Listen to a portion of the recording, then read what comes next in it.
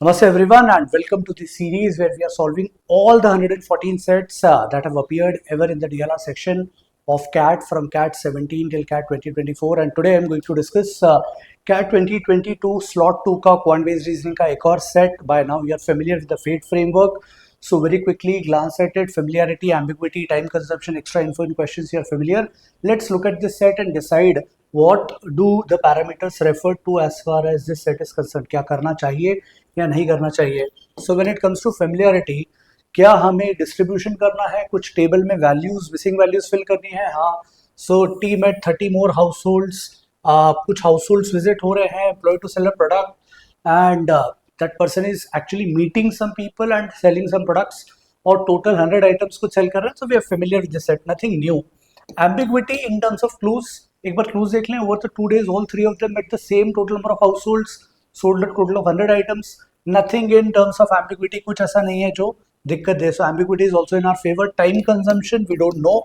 5 clues हैं, there are 5 questions and data is limited, so there is a possibility कि time लग जाए. Extra info in questions है क्या? एक्स्ट्रा इन्फो तो नहीं है, बट ऑप्शंस की रेंज थोड़ी सी ट्रिकी है. बिटवीन दे दिया तो मल्टीपल ऑप्शंस हो सकते हैं कि अगर मल्टीपल केसेस बन भी गए तो भी will not be able to identify. 2 questions theta type हैं तो वो डेफिनेटली डुएबल हो जाएंगे. So again a question mark. So definitely not the first pick set because of certain things not being very friendly, but otherwise definitely a second or third set that you can pick depending on the other sets that are available in the exam. So with this background, let's create a structure. So हमें क्या दिया है एक बार quickly देख लेते हैं and then decide on the structure. So a few salesmen are employed for what? Employed to sell a product called T. Let's call this product T among households in various housing complexes. On each day a salesman is assigned to visit one housing complex. Okay, तो days के हिसाब से data segregate करना होगा शायद. Once a salesman enters a housing complex, he can meet any number of households in the time available. However, if a household makes a complaint against the salesman, he must leave the housing complex immediately and cannot meet any other household. Which means एक जगह जाएगा, किसी housing complex में जाएगा, जितने भी household से मिलना मिल सकता है, पर अगर कंप्लेंट हो गई तो घर भागना पड़ेगा. उसके बियॉन्ड अब वो किसी हाउसहोल्ड को उस दिन नहीं देख सकता. A household may buy any number of items, may not buy an item. Salesman needs to record the total number of this. Success rate उन्होंने डिफाइन कर दिया है. Success rate is defined as the ratio of number of items to number of households met. मतलब household suppose 5 गया और item भी 5 cell कर दिए तो उसका सक्सेस रेट 1 का हो जाएगा. Some details about the performances of the 3 salesman are given on 2 particular days. Over the 2 days all 3 of them met the same total number of households. So can I say एक category है met की, कितने लोगों से मिला, एक category है sold की, और हमारे पास मीटिंग का डेटा डेज के अक्रॉस स्प्रेड है. एक बार क्विकली चेक कर लें कि कितने डेज है. तो they have clearly set some details about the performance of 3 salesman on 2 particular days. So this is pretty straightforward. D1 और D2 यहां बना लेंगे.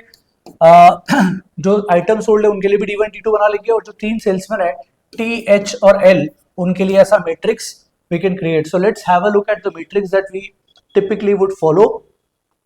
So this is the matrix. So D1 Day 1 पे, Day 2 पे total कितने लोगों से मिला, कितने हाउस होल्ड से मिला, और Day 1 Day 2 पे कितने आइटम सोल्व करे उसका टोटल. और फटाफट क्लूज को बस मैप करना है, वो करते जाते हैं.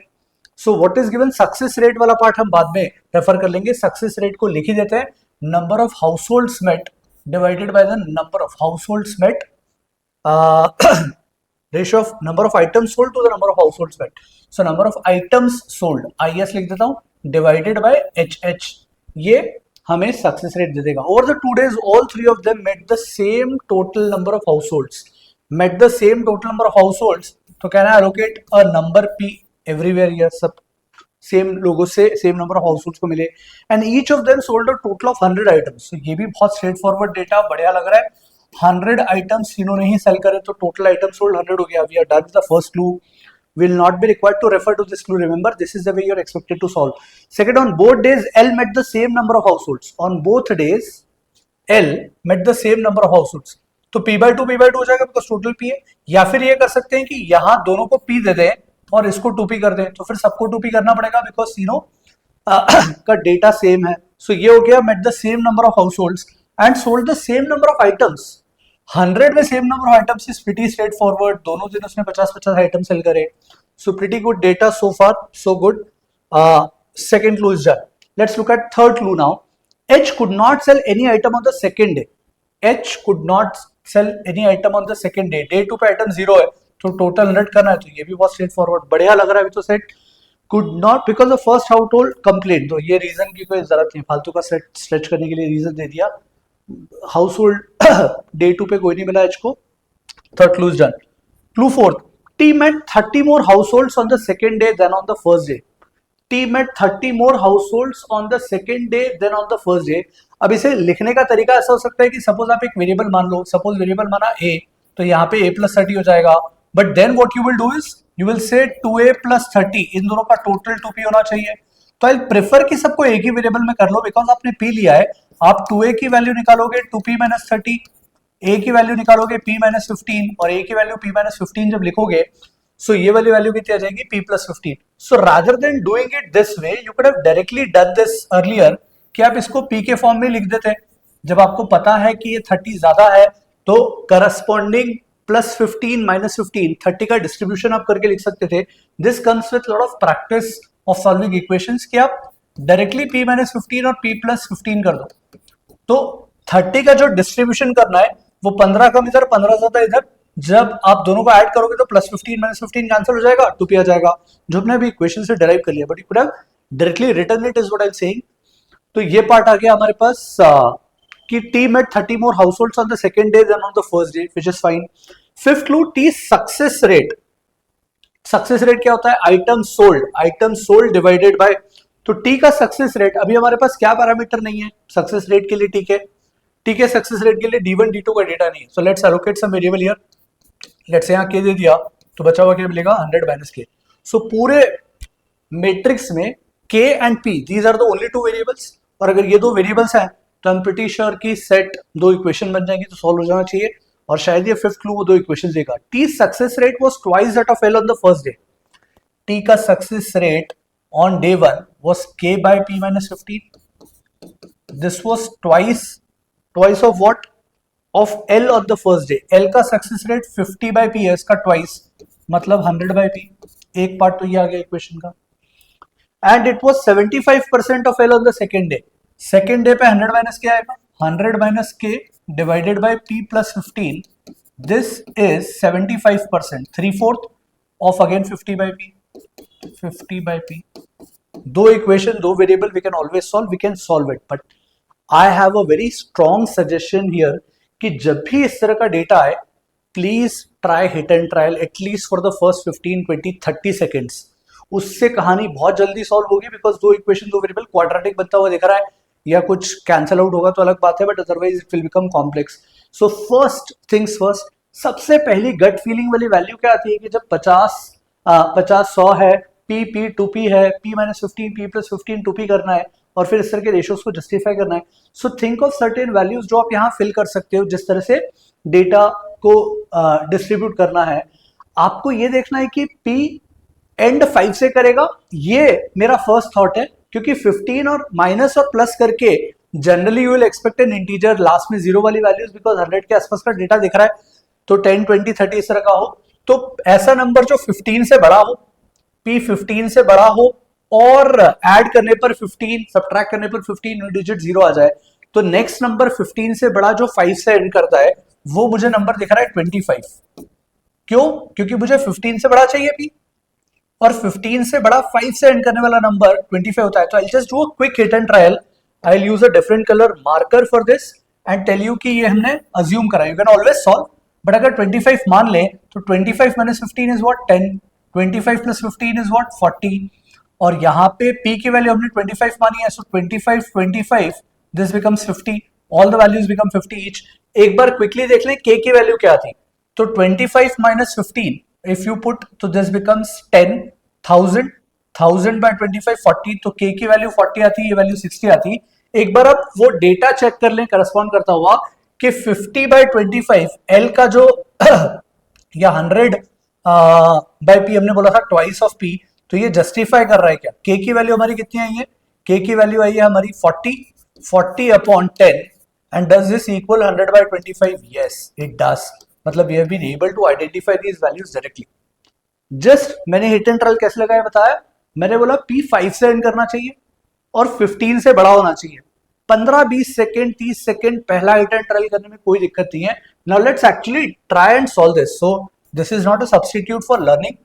कि अगर एग्जाम में आएगा तो सर हिट एंड ट्रल तो लगेगा नहीं एग्जाम के प्रेशर में, आपको तो पता था तो आपने लगा दिया. That can be a general argument that a lot of people might have, which is fair enough. I completely agree and empathise and understand.